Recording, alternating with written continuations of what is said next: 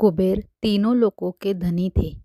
एक दिन उन्होंने सोचा कि हमारे पास इतनी संपत्ति है, लेकिन कम ही लोगों को इसकी जानकारी है।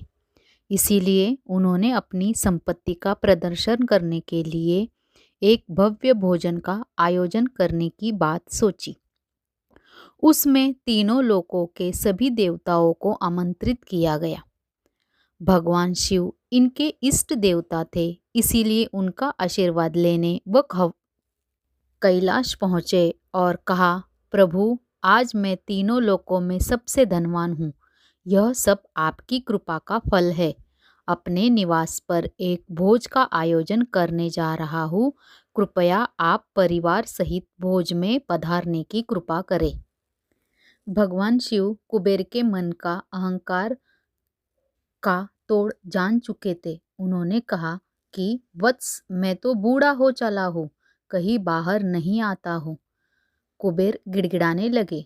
उस पर भगवान शिव ने कहा कि ठीक है, मैं अपने छोटे बेटे गणपति को तुम्हारे भोज में जाने को कह दूंगा।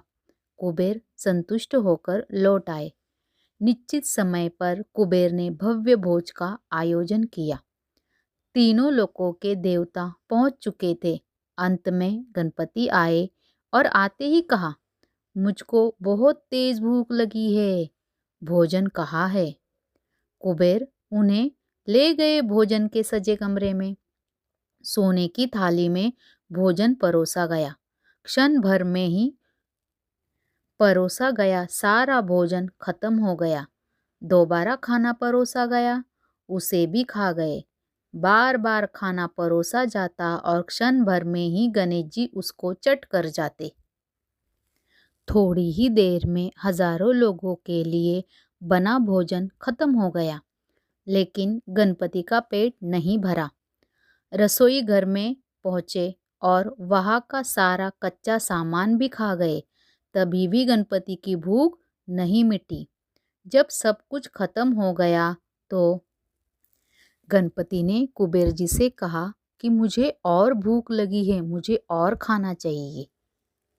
अगर अब मुझे और खाना नहीं मिलेगा तो मैं तुम्हें ही खा दूंगा। उस पर कुबेर जी डर गए और वो गणपति के शरण में आ गए। गणपति के शरण में आकर उन्होंने कहा, हे भगवान, मुझे माफ़ कर दो। मैं अपनी संपत्ति के अहंकार में अंधा हो चुका था। कृपा करके मुझे माफ़ कर दीजिए। उसके बाद गणपति ने कुबेर जी को माफ़ कर दिया और गणपति की भूख मिट गई।